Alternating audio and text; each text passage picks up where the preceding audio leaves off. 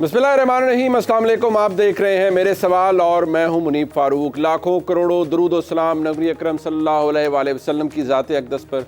आज पूरी दुनिया में मुसलमान जहां पर भी है वहां इस मुबारक दिन को सेलिब्रेट किया जा रहा है, मनाया जा रहा है मजहबी जोश व जज्बे के साथ। और तमाम तर तालीमात जो कि हुज़ूर अकरम सल्लल्लाहु अलैहि वसल्लम की तरफ से हमें अता की गई, हमें दी गई, बहैसियत मुसलमान हमें कोशिश करनी चाहिए कि उन पर मुकम्मल तौर पर अमल दरामद हो सके और उनके बताए हुए रास्तों पर चला जा सके।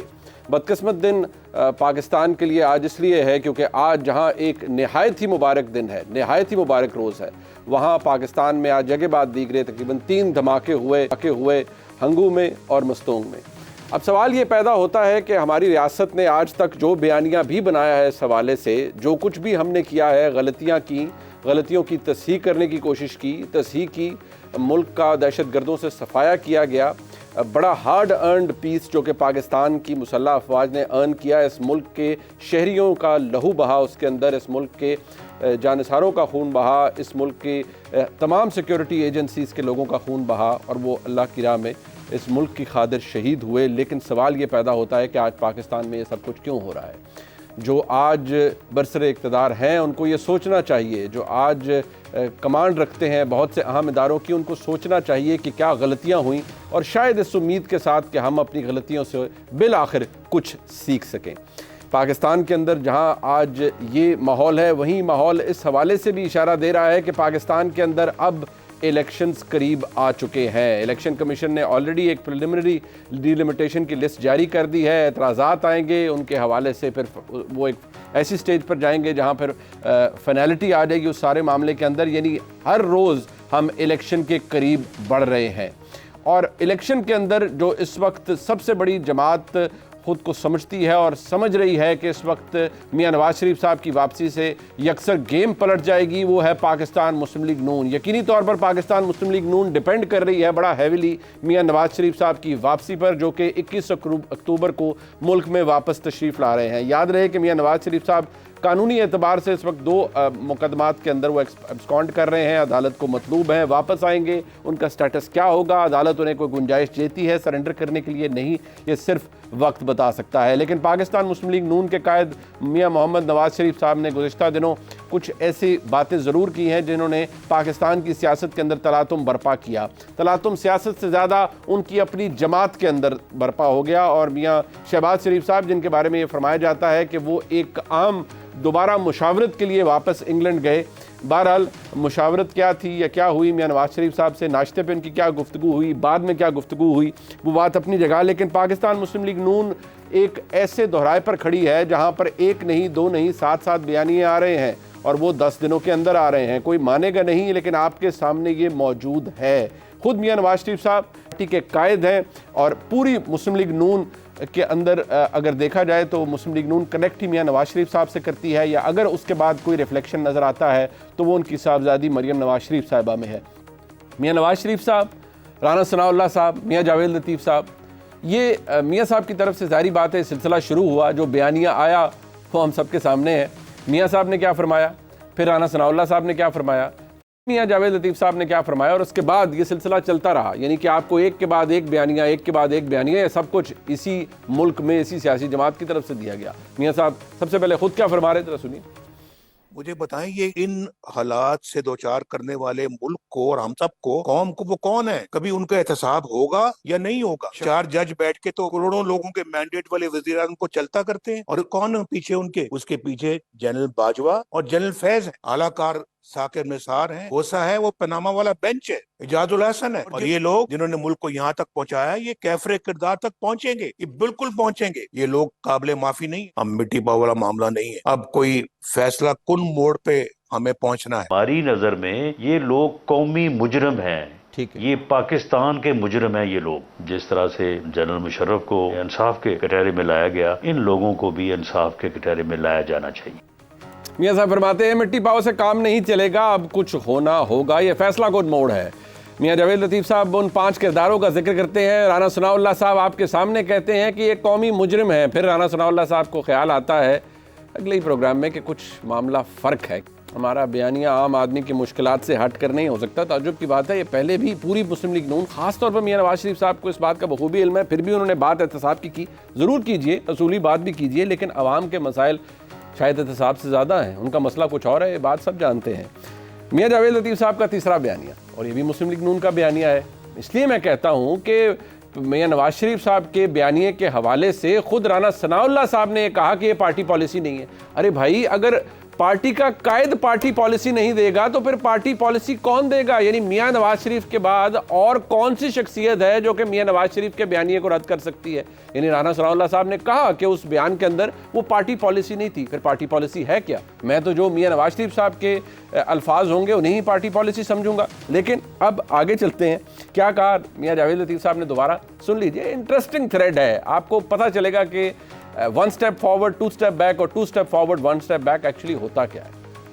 जितने कसूरवार जनरल फैज हैं, उतने ही कसूरवार जनरल बाजवा हैं। हम तो अपने साथ होने वाले सलूक का किसी तौर पर भी डिमांड नहीं कर रहे कि उनको कैफरे किरदार तक पहुंचाया जाए। हम तो डिमांड आज कर रहे हैं और पूरे जोर से कर रहे हैं कि अगर 9-10 मई के किरदारों को, सहूलतकारों को आप कैफरे किरदार तक नहीं पहुंचाएंगे, वो कोई भी हो, वो कोई नाम भी हो।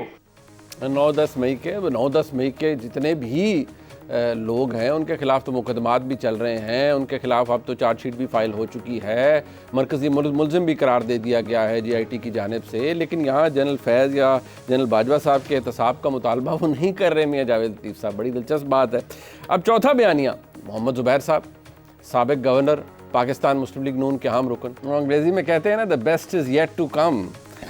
मियां जावेद लतीफ़ साहब दोबारा बयानिया देते हैं और ये 5वां बयानिया है। मैं क्यों कह रहा हूँ? क्योंकि सारे लोग वो हैं, ख़ासतौर पर मियां जावेद लतीफ़ साहब, राना सनाउल्लाह साहब, ये मियां नवाज शरीफ साहब के देरीना साथी हैं।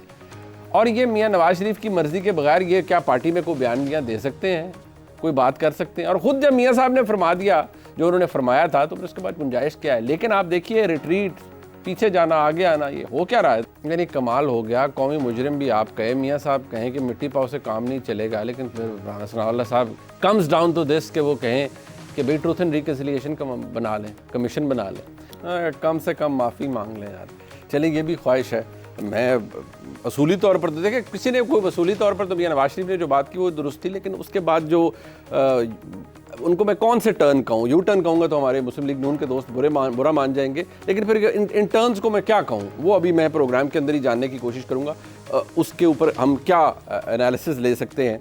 हमारे साथ मौजूद हैं जनाब नुसरत जावेद साहब, मुल्क के मुमताज़ सहाफ़ी हैं, मेरे उस्ताद हैं और मुल्क की सियासत को बखूबी समझते हैं, और जो कुछ मैंने इस थ्रेड में सामने लाने की कोशिश की है शायद उस पर भी कमेंट कर सके, यकीनी तौर पर बल्कि करेंगे। बहुत शुक्रिया नुसरत साहब आपका। मोहतरमा अज़मा बुखारी साहब हमारे साथ मौजूद हैं, सेक्रेटरी इन्फॉर्मेशन पंजाब है पाकिस्तान मुस्लिम लीग नून की, और बहुत शुक्रिया आपका अज़मा बुखारी साहबा।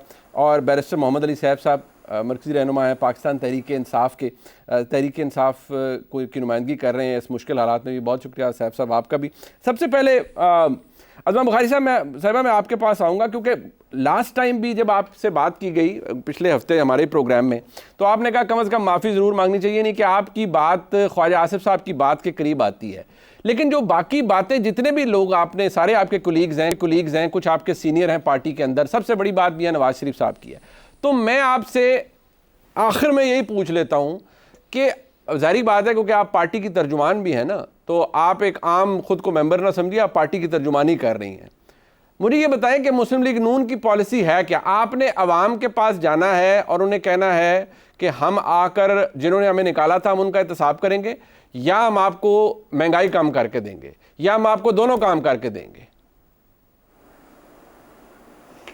बहुत शुक्रिया मुनीब साहब, जितना लंबा आपका इंट्रो था उसके बाद आपने एक और जो है वो सवाल भी कर दिया। इसकी ज़रूरत नहीं थी, क्योंकि पहले तो मैं आपके इंट्रो पे ही बात करना चाहती हूँ। ज़रूर। पहली तो गुजारिश ये है कि बयानिया क्या होता है? बयानिया वो होता है जो पार्टी की लाइन होती है, वो कौन देता है? वो पार्टी का कायद देता है, और उसी को सारी पार्टी को टो करना होता है। मेरी गुजारिश ये है कि उस दिन जो 18 सितंबर को पंजाब के MPs MNAs की मीटिंग में मियां साहब जब पाकिस्तान के लोगों की सफरिंग्स की, मुश्किलात की बात कर रहे थे, और मुश्किलात की बात करते करते उन्होंने किरदारों का जिक्र किया जिनकी वजह से 2017 में जो फिगर्स हैं, मुझे बार बार वो दोहराने की जरूरत नहीं होनी चाहिए, लेकिन जो जीडीपी जो है 6.1 के ऊपर था, जो महंगाई 3% थी, जो पाकिस्तान के लोग आज भी इस बात के शाहिद हैं और गवाह हैं कि उनकी जिंदगियां आसान थी, और लेकिन यह है कि तब तक भी 14 से 2014 की वो धरने से लेकर 2017 तक जो है वो तमाम तर मसाइल के बावजूद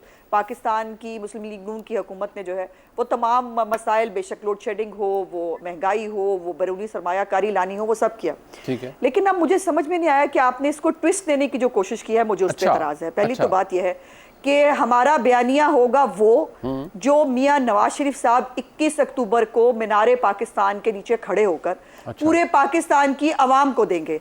और वो एक बयानिया होगा जिसके ऊपर देखिए अभी जो भी बात मैं कर रही हूं या मेरे लीडर्स ने, जो मेरी सीनियर्स ने जो बात की है, वो यकीनन एक जिस तरह आप आज मीडिया पे हम बहस कर रहे हैं, इसी तरह बहस हमारे ज़ाहिर है पार्टी के अंदर भी हो रही है कि क्या हमें क्या करना चाहिए। और जो आपने जिन बातों को, 2-3 चीज़ों पे मुझे एतराज़ है। पहली बात जो आपने राना साहब की दिखाई, आपने कहा कि उन्होंने कहा आवाम की मुश्किलात से हम अलहदा नहीं हो सकते, तो इसमें रिट्रीव कहाँ है? इसमें कहाँ रिट्रीव कर दिया उन्होंने? ये कहा अच्छा कि मसाइल ये अगर मैं उनको हम आसान कर देता हूँ, अज़मा बुखारी साहब आपके लिए आसान कर देता हूँ, मेरी समझ के लिए भी आसान हो जाएगा ना, व्यूअर को भी समझ आ जाएगा। नहीं, मैं अपने लिए बात करूं, आपके लिए सब आसान है।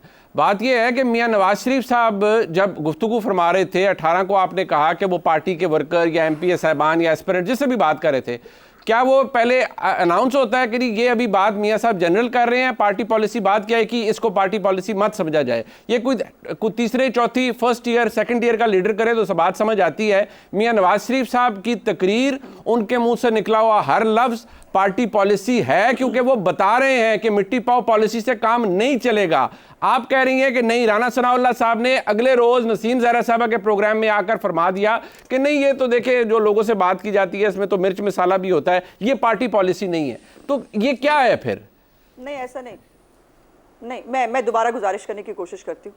मियां साहब ने जो कहा उनका एक लफ्ज पार्टी पॉलिसी है, इसमें कोई दूसरी राय नहीं। उन्होंने एक जो है मर्ज की तशखीस की है, लेकिन उस मर्ज का इलाज क्या होगा, उस मर्ज का हमें कैसे जो है वो उसकी तरफ जाना है, अब इदारों के अंदर से एहतसाब होना चाहिए, ट्रुथ एंड रिकंसिलिएशन जो है वो कोई कमीशन बनना चाहिए, उसका तरीकाकार क्या होगा, यकीनन ये भी वही फैसला फरमाएंगे और वही अनाउंस करेंगे 21 अक्टूबर के जलसे के अंदर। यहां तक ये बात है कि जी आपने जो ये इंप्रेशन बनाया इंट्रो के जरिए कि जी हम जो है वो हम रिट्रीट कर रहे हैं, आगे पीछे हो रहा है, इसको यू टर्न नहीं कहते, कतई तौर पर ऐसा नहीं है। पाकिस्तान के जो अवाम के मसाइल हैं, प्रॉब्लम यह है कि वो रिलेटेड हैं उस तमाम साजिशों के साथ जो महल्लाती साजिशें की जाती हैं। वो अवाम की तमाम मिजरीज जो हैं वो उनके ऊपर सियासतदानों पे सिर्फ उसका मलबा डाल देना, और बाकी जो है वो जो साजिशें करके सियासतदानों को जो है कभी प्लांट करते हैं, कभी फिर निकाल देते हैं, फिर कभी जिला वतन करा देते हैं, कभी हाईजैकर बना देते हैं। तो इसको कहीं तो स्टॉप लगना चाहिए। और फिर जब इदारा खुद ये बात रियलाइज करता है, बाजवा साहब का ये इतराफ करना कि हमसे गलतियां हुई, अभी के आर्मी चीफ जो है उनका कहना कि हमसे गलतियां हुई, इनमें दुरुस्त करनी चाहिए, और उसके साथ ये भी कहना कि हम एपॉलिटिकल हैं, हमें जो है वो पॉलिटिक्स में ना घसीटा जाए, हमारा काम नहीं है। सो ये बहुत अच्छी लाइन है, इसी लाइन को आगे लेके जाना चाहिए। Beg to disagree with you. मसला ये है अज़मा बुखारी साहिबा, आप ये फरमा रही हैं यौम शुहदा पर, जिसे आप कौमी मुजरिम कह रहे हैं जनरल बाजवा साहब को, मौजूदा आर्मी चीफ उन्हें यौम शुहदा पर मदऊ करते हैं, अपने राइट साइड पर बिठाते हैं। दैट इज एनफ सिग्नल कि वो नहीं समझते जो आप समझते हैं। मियां नवाज शरीफ साहब अगर ये फरमाते हैं कि इन लोगों का एहतसाब होना चाहिए, तो मेरा सवाल बड़ा क्लियर है कि एहतसाब आप किस तरह चाहते हैं, एक माफी से या किसी के खिलाफ कानूनी कार्रवाई करके? इसके बारे में अगर एक शख्सियत आके ये फरमाती है, कि मिट्टी पाव से काम नहीं चलेगा, इनका एहतसाब होगा, और वो शख्सियत कौन है? वो मियां नवाज शरीफ साहब हैं। बाकी लोग आके कहते हैं कि नहीं ये बात ऐसे नहीं थी। जुबैर साहब से पूछा जाता है, नहीं मैंने तो नहीं कहा कि उनका एहतसाब होना चाहिए। वो कहते नहीं बाकी जी और बातें अहमियत है, आम आदमी की प्लाइट जो है उसकी ज्यादा अहमियत है, एहतसाब की बातें इदारा खुद कर ले, तो फिर आप इदारे पर छोड़ दें। फिर मियां साहब को अपनी तकरीर में यह फरमाना चाहिए था कि इदारा उनका एहतसाब करे। एक तो बात यह है कि मुनीब साहब, मैं दोबारा आपकी तस्दीक करना चाहूंगी कि ये तकरीर जो है और ये कोई जो है ये पॉलिसी पब्लिक एट लार्ज जो है उसके साथ उन्होंने पॉलिसी 21 अक्टूबर को डिस्कस करनी है। और वो पूरी सिर्फ वो फिर उस वक्त मर्ज की तशखीस नहीं करेंगे, वो उसका इलाज भी देंगे। जहां तक बात है कि बाजवा साहब को उन्होंने साथ बिठा के किया, हाँ दुरुस्त है, वो अपना इदारा जो है वो अपने आर्मी चीफ को ऐसे ही सपोर्ट करता है जैसे पहले मुशर्रफ को भी किया था। मुशर्रफ के ऊपर जो है वो मुकदमा शुरू हुआ था ना, लेकिन गाड़ी टर्न कर गई और जो है वो अस्पताल पहुंच गए और उसके बाद फिर वो कभी भी पाकिस्तान की अदालतें जो है वो उनको बुला नहीं सकी। मियां नवाज शरीफ साहब जिनके ऊपर पॉलिटिकली मोटिवेटेड केस हैं, उनको आप सुबह शाम बुलाते भी हैं, उनके ऊपर लफ्ज भी रखे गए हैं, उनकी तस्दीक भी की जाती है, लेकिन उस शख्स को बुलाने की जो है वो किसी के ऊपर जो है वो नहीं हो सकी। मेरी गुजारिश आज सिर्फ 2 सेंटेंस आखिरी है। मियां नवाज शरीफ इस वक्त पाकिस्तान के सिर्फ सबसे ज्यादा सीनियर तरीन एक स्टेट्समैन भी हैं, एक पॉलिटिशियन भी हैं और एक फादर फिगर हैं। उनका पाकिस्तान के तमाम मसाइल से जो ये जिस मर्ज की उन्होंने तशखीस की है, उसके साथ साथ जो इस वक्त मर्ज पाकिस्तान की अवाम भुगत रही है इन तमाम जो मर्ज की शक्ल के अंदर, उसको वो उसके साथ रिलेट करते हैं और रिलेट करके इन दोनों का पॉइंट आ गया। बिल्कुल ठीक। एक आपकी तसल्ली और तशफ़ी वाला पॉइंट जो है वो 21 अक्टूबर को आपको सुनने को मिलेगा। मेरे से ज्यादा आपका जो वोटर है ना, वोटर सपोर्टर है, मैं तो एक आम सहाफी हूँ, पाकिस्तान का शहरी हूँ, आपका वोटर सपोर्टर की तसल्ली में होना चाहिए, उसने आपको वोट देना है। जा रहे हैं बस ठीक हो गया। साहब जो तकरीर करने जा रहे हैं वो वोटर के लिए नहीं होगी, बिल्कुल पूरे पाकिस्तान के लिए होगी जो पाकिस्तान के मसाइल का हल चाहते हैं। डन जी, बिल्कुल जबरदस्त, हम इंतजार करेंगे उस तकरीर का। मोहम्मद अली साहब ये फरमाइएगा, ये एहतसाब का बयानिया और जो मियाँ साहब ने बातें की, वैसे अब तो आपके दिल को लगनी चाहिए, क्योंकि आपकी पार्टी, आपके चेयरमैन जो कि इस वक्त पाबंद सलासल में है, वो फरमाते रहे कि ये जो मेरे साथ हो रहा है ये तो सब इस्टेब्लिशमेंट करवा रही है, और मेरे साथ जितना भी हमारे मसाइल हैं हम तो रियासती जबर का शिकार हैं। तो फिर आपको तो एहतसाब का नारा पसंद आना चाहिए। तो इस बात को आप सपोर्ट करेंगे, एंडोर्स करेंगे, या आवाम के सामने बयानिया क्या होगा PTI का आप जब जाएंगे इंतखाबात के अंदर? आप भी कहेंगे सिर्फ ये कि सिर्फ महंगाई है जो PDM ने की, या आप भी कहेंगे कि एहतसाब होना चाहिए बहुत से लोगों का? देखिए मुनीब, हमारी तो पार्टी का नाम ही तहरीक-ए-इंसाफ है, जस्टिस के लिए, इंसाफ के लिए जदोजहद करने वाली तहरीक। इंसाफ के साथ ही एहतसाब का एक बहुत ही लाजमी सा रिश्ता है, और अगर कोई एहतसाब करना चाहता है पाकिस्तान में, चाहे वो मियां नवाज शरीफ साहब करें या कोई और करे, तो हम यकीनन उसकी सपोर्ट करेंगे, लेकिन वो एहतसाब होना चाहिए, वो सियासी इंतकाम के जामे में एहतसाब नहीं होना चाहिए। जहां तक ताल्लुक है इस एहतसाब के बयानिए का, और उसके बाद ये जो आपने वीडियोस चलाई और मुस्लिम लीग नून के मुख्तलिफ रहनुमाओं की बातों में जो तजाद आप सामने लाए, देखें इसकी एक बुनियादी वजह भी है। वो वजह यह है कि ये एहतसाब नहीं की ख्वाहिश नहीं है, बल्कि एक इंतकाम है सियासी, जो अपने माजी में होने वाले जो भी उनके ख्याल में उनके साथ नाइंसाफियां हुई हैं, उसके हवाले से उन लोगों का नाम लेकर कहा गया है कि मैं उनसे हिसाब किताब बराबर करूंगा। एक तो इसको आप एहतसाब ना कहें। दूसरी बात यह है कि देखें, बयानिया का लफ्ज इस्तेमाल हो रहा है, उज़मा साहिबा ने भी बयान किया, आपने भी बयानिया की इस्तिलाह इस्तेमाल की, मैं जरा थोड़ा सा इख्तिलाफ करने की जसारत करूंगा। बयानिया जो होता है, देखें वो एक पॉलिटिकल डिस्कोर्स जो कि एक किसी आइडियोलॉजिकल असास पे, किसी नजरियाती असास पर मबनी जो पॉलिटिकल डिस्कोर्स होता है, उसको जब आप अल्फाज का जामा पहनाते हैं तो वो नैरेटिव बन जाता है, बयानिया बन जाता है। यहाँ पर ये बयानिया नहीं है, क्योंकि यहाँ पे कोई नजरियाती असास नहीं है, उसकी रिफ्लेक्शन नहीं हो रही, बल्कि जो बात हो रही है वो इंतखाबी नारे टाइप की हो रही है। यानी एक इलेक्शन में आप जलसे करते हैं तो आपके कारकुन एक टाइप का नारा लगाते हैं, जुलूस होता है तो कोई और आपकी जमात का नजरियाती एहसास क्या है? बैरिस्टर साहब आपका नजरियाती एहसास क्या है? मतलब आप अवाम के सामने जिस नैरेटिव को अमली जामा पहनाएंगे और लेकर जाएंगे, तो आप क्या लेकर जाएंगे? आपका, चलें आप अपना ही बयानिया बता दें, क्या होगा इलेक्शन के अंदर?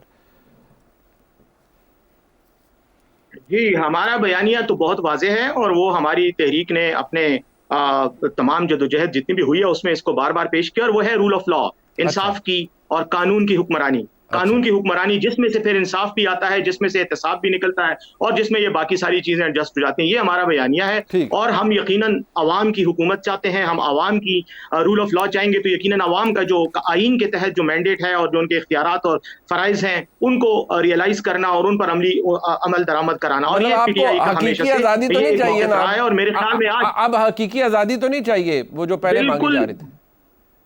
हकीकी आजादी भी चाहिए मुनीब, और नया पाकिस्तान भी चाहिए, और वो सब कुछ चाहिए जिसका खान साहब अपने जलसों में और अपने बयानात में अच्छा, बुरा ना जिक्र करते मनाइएगा, रहे। लेकिन बुरा मैं ना एक चीज मनाइएगा, बताना चाह रहा हूं, बुरा ना मनाइएगा एक- साहब भाई, एक सेकंड, बुरा ना मनाइएगा। देखिए उस वक्त आपके बहुत से लोगों ने नाराबाजी की और उन्होंने कहा, पता नहीं किसको कह रहे थे कि तेरा बाप भी देगा आज़ादी और फलाना और ये और वो। तो मैं चाह रहा हूं कि आप ज़रा क्योंकि तफसील से बता दें, आप एक महज़ब और पढ़े लिखे आदमी हैं, कि अब आप किस तरह की तहरीक चलाना चाह रहे हैं अपने नैरेटिव को बचाने के लिए या आवाम तक ले जाने के लिए, कि आज़ादी आप ज़रा एक्सप्लेन कर दें कि आज़ादी आप किस से मांग रहे हैं, किस शक्ल में मांग रहे हैं, और उसका डिविडेंड क्या चाह रहे हैं, मतलब हकीकी आज़ादी क्या हो, क्योंकि आपने कहा ना कि आप आज़ादी भी चाह रहे हैं, आप इंसाफ भी चाह रहे हैं।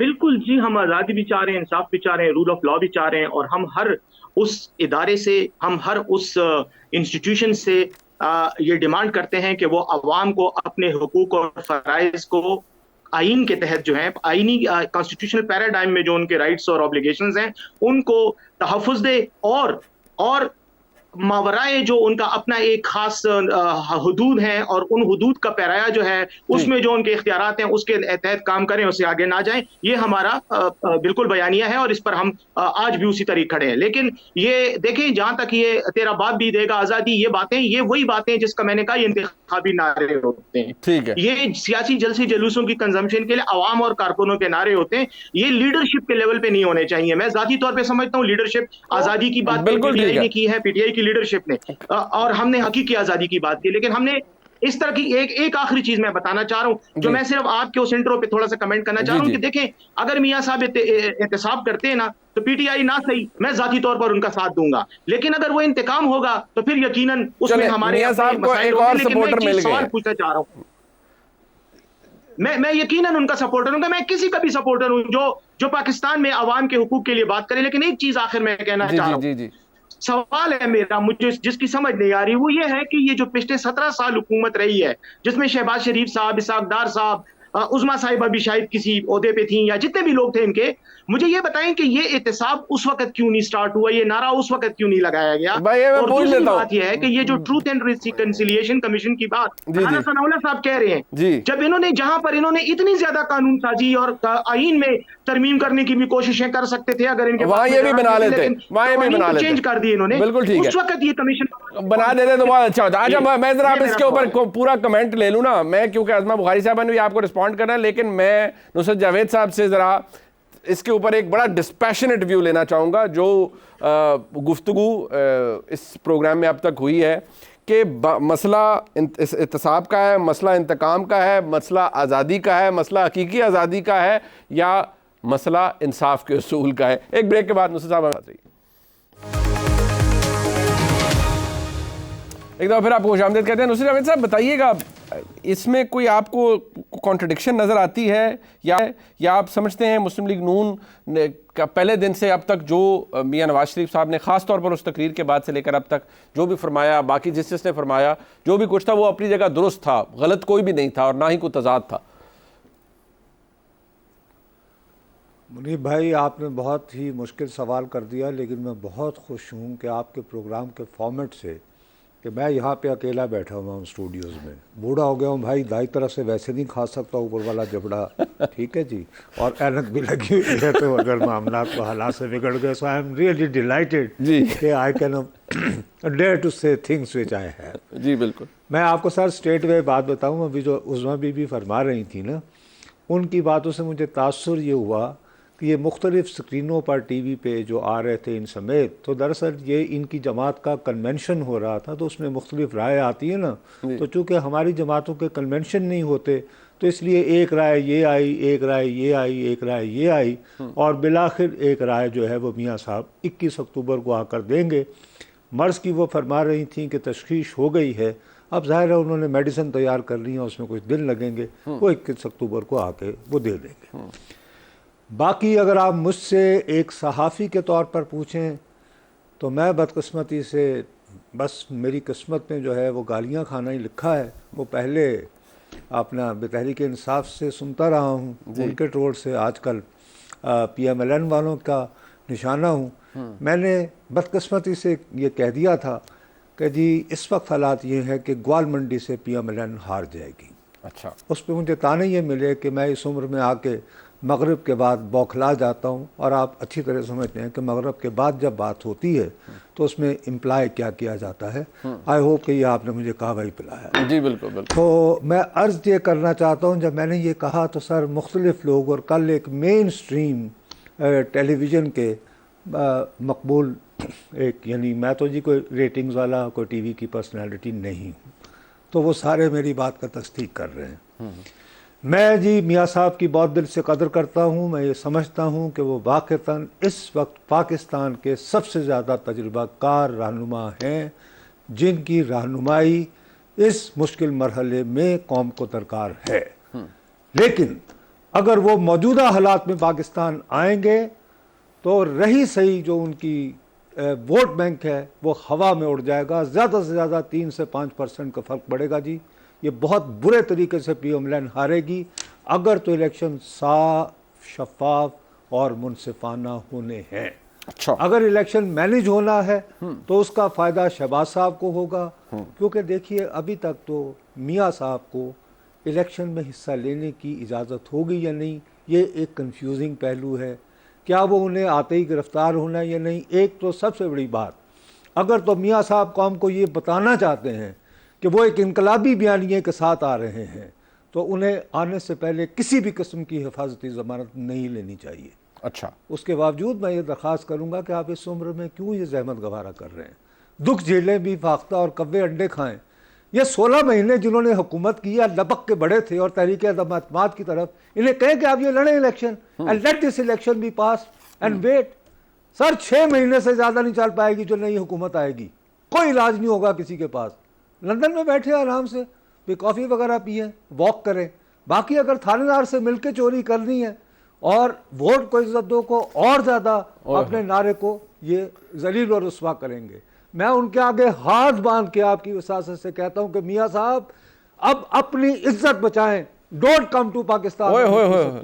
सर ये लेट शहबाज शरीफ यानी फाइट द इलेक्शन। मैं सर दोबारा कह रहा हूं, let Shehbaz fight the election, let Khawaja Asif fight the election, let साना।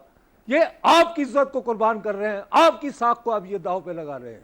मतलब आपको मतलब नहीं मैं नुसरत साहब बात ये हाउ कैन, अब क्योंकि आपने बात की है तो मुझे आप सवाल ये है सर मैं जिम्मेदारी से कह रहा हूं। मैं उस पे आ रहा हूं जो जी सर ये मैं, क्योंकि आपने जिक्र किया, यकीनी तौर पर अज़मा बुहारी साहबा बेताब हैं कि वो रिस्पॉन्ड ज़रूर करेंगी, बिल्कुल उनके पास मौका है। लेकिन मैं सिर्फ ये कह रहा हूँ कि हमारे सामने जो टेस्टमेंट है वो एक 2022 के इलेक्शन थे, बाई इलेक्शन हुए, ठीक है, पीटीआई उसमें जीती।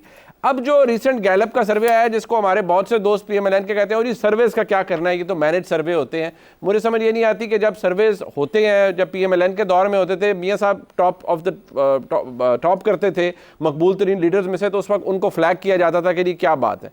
अब इसमें जो ये सर्वे हुआ है, इसमें 60% सर्वे के जो सैम्पल साइज है उसके मुताबिक इमरान खान की पॉपुलैरिटी है। इमरान खान इस वक्त डिस्क्वालीफाइड भी है। इमरान खान एक केस के अंदर अभी तक अंदर है, एक में उनकी सज़ा मुअत्तल हो चुकी है, बाकी 9-11 केसेस के अंदर उनको डिक्लेयर कर दिया गया है। But considering all that Nusrat साहब, अगर मियां नवाज शरीफ साहब नहीं आते, वो तो अपनी जमात के पीएमएलएन के पास तो सेविंग ग्रेस है ही मियां नवाज शरीफ साहब, और तो कुछ बचा ही नहीं है पीएमएलएन के पास। सर एक तो मुनीब भाई, मैं किसी और अपने साथी सहाफ़ी की या मुझे यानी कि रिएक्शन की आदत नहीं है, मैं सर अपनी राय बयान करता हूँ जी। कल ये अंसार अब्बासी साहब ने ये स्टोरी दी है, उसका आप इंट्रो ही देखें जी। उसमें लिखा हुआ है कि ये सर्वे जो है एक पॉलिटिकल एंटिटी ने जी यानी करवाया था। ये इंट्रो में ही है, ये पहली लाइन है इंट्रो में, बिल्कुल ऐसे, बिल्कुल ऐसे। और ये सर ये सर्वे जो है ये 10 से 30 जून के दरमियान हुआ था, ठीक। और इसके जो यानी परवेज अलाई साहब के मुतालिक जो हकायक थे ना, वो बॉस मैंने 26 जुलाई को टीवी स्क्रीन पर बयान कर दिए थे। मेरे पास ये आ गया था कुछ ना कुछ, क्योंकि ज़ात का रिपोर्टर रहा हूँ सर, कोई खैरात दे देता है खबर के तौर पर। ठीक है जी। इसका जो सर्वे का जो सैंपल था भाई, वो भी 3000 से ज़्यादा लोगों पर मुश्तमिल नहीं था। ओके। तो मैं ये 10 से 30 तक के हुए, देखिए सियासत में बाज़-औक़ात भाईजान एक दिन जो होता है ना वो सदियों उससे भी बढ़कर होता है। मिसाल के तौर पर 9/11 हुआ, तो देखिए कैसे दुनिया बदल के रह गई। बिल्कुल ठीक। तो अगर मियाँ साहब जो हैं वो 21 अक्टूबर को आकर तो अगर कोई ऐसा कोई यानी कि बयानियाँ दें जो हम सबको चौंका के रख दें तो शायद वो हालात बदल सकते हैं, लेकिन मैं ज़ाती तौर पर ऐसा होते हुए देख नहीं रहा हूँ, क्योंकि एक पुराने एक शायर होते थे जी, कोई इतने मशहूर नहीं थे, फैसलाबाद के, रियाज मजीद उनका नाम था जी। उनका एक मिसरा है बहुत मशहूर, मैं बहादुर हूँ मगर हारे हुए लश्कर में हूँ। इनकी जमात के ये जो लोग हैं ना, ख्वाजा आसिफ जराना Sanaullah of this world, they love to be in government. अच्छा, they have lost the stamina to struggle anymore, sir. अच्छा, Unfortunately. और मियां साहब अब ये चाहते हैं ठीक हो गया मियां साहब की क्रेडिबिलिटी को ये कैश कराएं, और वो ये कैश नहीं करवा पाएंगे सर। आप ये कहते हैं नहीं करवा पाएंगे, बल्कि आप क्या मुझसे ये तवक्को रखते हैं? नहीं सर, आप क्या मुझसे तवक्को रखते हैं? I was the first anchor जिसको इमरान खान के जमाने में पुल आउट किया गया, बिल्कुल किया, और 4 साल तक मैं रांदा दरगाह रहा था। मैं सर कह रहा हूं कि ये मियां साहब की इज्जत खराब करेंगे। मैं पांव पड़ के मियां साहब को कहता हूं कि तोतिया मन मोतिया एस गली ना जा, लेट दिस इलेक्शन पास और then people will ask you to come. Let Azma Bukhari साहिबा रिस्पॉन्ड।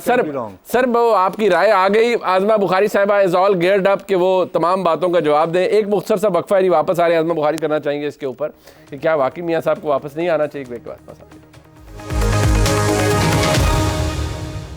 आज़मा बुखारी साहबा, मैं कहूँ तो बात और है, तो नुसरत जावेद साहब ने कहा मियां साहब को वैसे मिल जाएगा पैगाम, उन्हें पहुंचना भी देगा। नुसरत साहब कहते हैं ना आए, वो तो कहते हैं मैं हाथ जोड़ूंगा उनके आगे, ना आए, ये बहुत इलेक्शन हरवा देंगे मियां साहब को।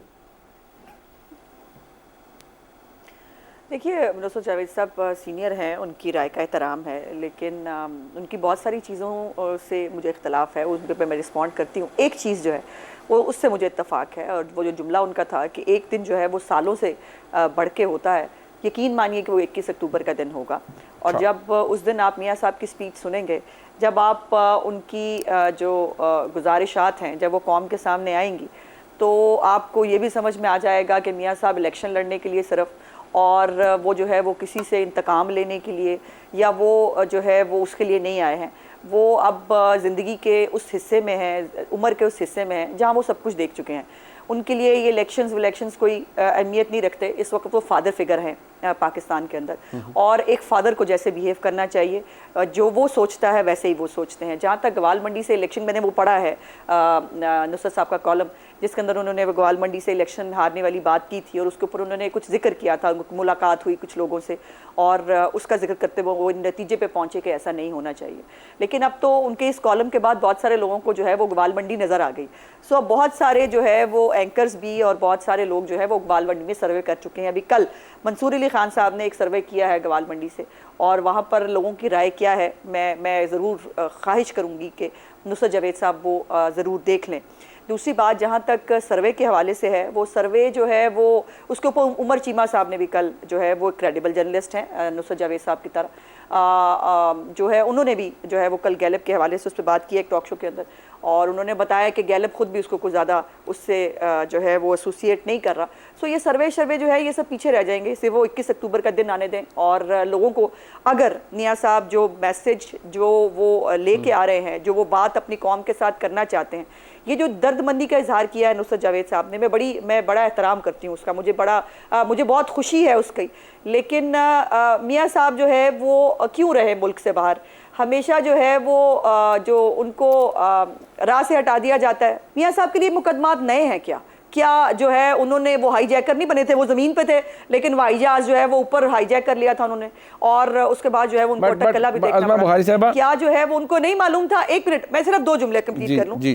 सिर्फ जो है क्या उनको नहीं पता था कि वो नाअहल करार दिए जा चुके थे बेटे से ख्याली तनख्वाह के ऊपर, और जो है वो उनको निकाल दिया गया था वजीर आजम हाउस से, लेकिन उसके बावजूद वो रोज बेटी का हाथ पकड़ते थे और सैकड़ों पेशियां जाके भुगतते थे। उनको पता था मुझे सजा होनी है, लेकिन वो अपनी बेगम साहिबा को जो बीमार थी उनको देखने के लिए जाना चाहते थे। उसके ऊपर जजेस ने जो रिमार्क्स दिए हुए ना, वो आज भी लिखे हुए हैं हमारे दिलों और दिमागों के अंदर। बिल्कुल, अच्छा जज साहब ने, लेकिन वो सजा सुन के भी वापस आ गए थे ना। मैं वही कह रहा हूँ, हमें तो 2018 में लेवल प्लेइंग फील्ड नहीं, बट एक बात आज़मा बुखारी साहबा, मेरी बात सुन लेना, मेरी बात सुन ले, बिल्कुल मेरी बात सुन ले, मेरी बात देखिए। मैं वो सहाफ़ी हूँ जो मियां नवाज शरीफ के साथ जिसने ट्रैवल किया, जब वो वापस आ रहे थे और मैंने मियां नवाज शरीफ को देखा बड़े करीब से, उनको और उनकी साहबजादी को, कि वो बिल्कुल कायम भी थे और उन्होंने बड़ी दिलेरी के साथ गिरफ्तारी भी दी और मैंने वो विटनेस किया। मेरे पास अभी भी वो तमाम चीज़ें महफूज हैं।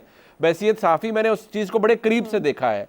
वो वाकई वो दिन था जिस दिन मियां नवाज शरीफ ने ये साबित किया कि वो एक दिलेर आदमी है, वो वापस आए। सवाल ये है और तल्ख बात है कि मियां नवाज शरीफ साहब यहाँ से वापस तशरीफ़ ले गए, 16 महीने उनकी भाई की हुकूमत रही, वो तशरीफ़ नहीं लाए, केसेस यही थे, सब मौजूद था, उस वक्त तशरीफ़ ले आते। उससे पहले भी मियां नवाज शरीफ साहब वापस तशरीफ़ नहीं लाए। अब इंतखाबात होने वाले हैं तो वापस आ रहे हैं, तो कोई भी शख्स उनसे बात तो कहेगा कि जनाब आप अब क्यों वापस आ रहे हैं? अगर मुल्क ज़ुबूहाली का शिकार है तो ये तो आपके भाई के दौर में भी हुआ, उससे पहले भी ज़ुबूहाली का शिकार हो चुका था।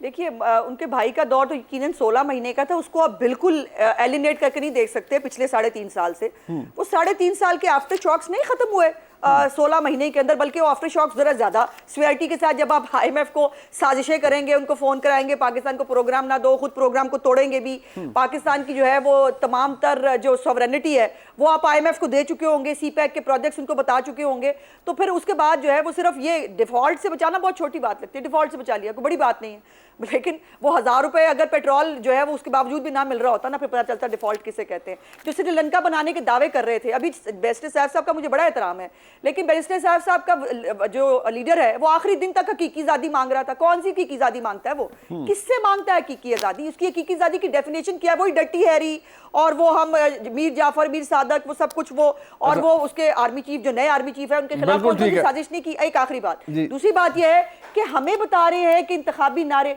ओ भाई इंतखाबी नारे 50 लाख गारे 1 करोड़ नौकरी आप वादा करके आए थे ना, आप उसका तो जवाब दे दें। अच्छा चले वो तो नहीं हो सका, 2013 में दिए थे, हमने वो पूरे कर दिए थे। बिल्कुल ठीक है, मेरे पास वक्त खत्म हो गया। जिनकी नजरियाती एहसास है ही नहीं, जिनकी नजरियाती एहसास है नहीं, वो हमारी नजरिया, इसको नजरियाती एहसास कहते हैं प्यारे भाई, कि आप मुल्क के मसाइल का हल भी जानते हो और उसकी तशखीस भी करना चाहते हो। अपनी ना पड़ी हो, मेरे से बात कर लो, वरना मैं तुम सबको छोड़ूंगा नहीं। बिल्कुल ठीक, बिल्कुल ठीक। वक्त खत्म हो गया जी। मैं हम इसको गुफ्तगू को आगे बढ़ाते, लेकिन प्रोग्राम का वक्त खत्म हो गया। मैं जनाब नुसरत जावेद साहब का, जनाब मोहम्मद अली साहब साहब का और मोहतरमा बुखारी साहब का शुक्रिया अदा करता हूँ। प्रोग्राम देखा आपने।